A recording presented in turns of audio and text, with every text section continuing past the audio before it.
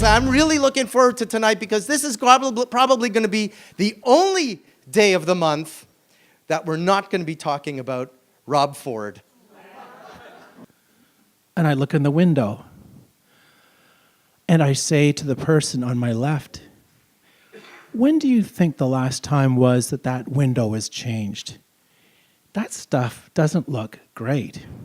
I said, maybe when the US pulled out of Vietnam? And she quickly responded, Evan, my friend, thanks for your opinion, but that store has been in my family for 3 generations. And we do well if we get around to changing our displays maybe once a year.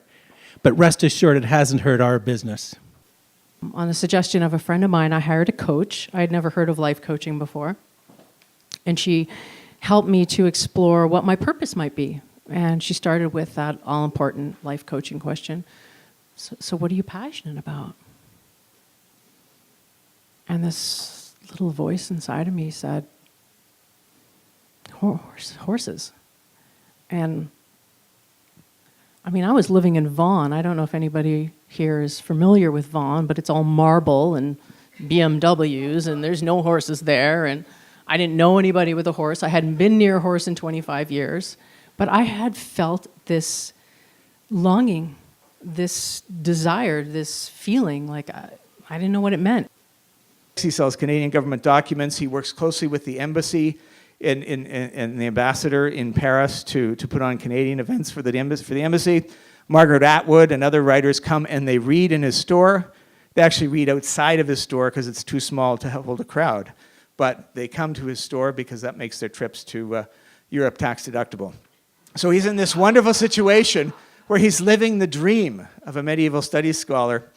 And I looked at that and I thought, all of that was created because he was able to stumble into an entrepreneurial opportunity and work really, really hard at it. And he created a life that he couldn't have dreamed of. But also, sadly, for our very delicate Western stomachs, the way he was preparing it was not a way that we would be comfortable eating it. So we needed to kind of like purify and clean things really extensively before consuming them. So as he's, putting potatoes on Karen's plate and some meat of some kind on Karen's plate and on my plate and on Dad's plate, he didn't have any on his plate. So I look at mine and Karen and I are kind of, how are we going to do this? And I looked at his plate, he didn't have any meat on it. So I was like, Jean-Pierre, you want to have some meat? Some of mine, I'll share. And Karen gives me this death glare, like, don't you dare give away your meat. If I have to eat it, you have to eat it too. 30 friends grew mustaches, took part in this campaign, and had a hell of a party at the end of the month. And that was what it was all about. That was it. That was all. This did not start as a charitable effort. They certainly didn't try and change the world. But what they did realize when they started Movember, and while they were doing it throughout the month, is everyone asked them what they were doing. It was that subtle change to the face, and sometimes not so much subtle. And by the way, nice mustache. Thank you for taking part. Sometimes it's not such a subtle change to the face. It really can switch up a look. But they noticed everyone was asking them questions. Why are you doing this? What are you doing? Are you growing a mustache? Did you just not wash your face today? What is wrong with you? Girlfriends are mad, wives are upset, kids don't recognize them. All these things are happening. I can do this. I can learn to play the drums. I went out of my mind. I went up to my father and says, Pop, I want to take drum lessons. Hey, that's the matter for you.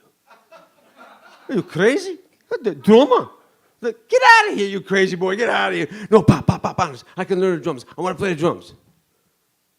The drummer, ba-beam, ba-bam, ba-boom, ba-boom. You make all of that noise, and then you're making me crazy.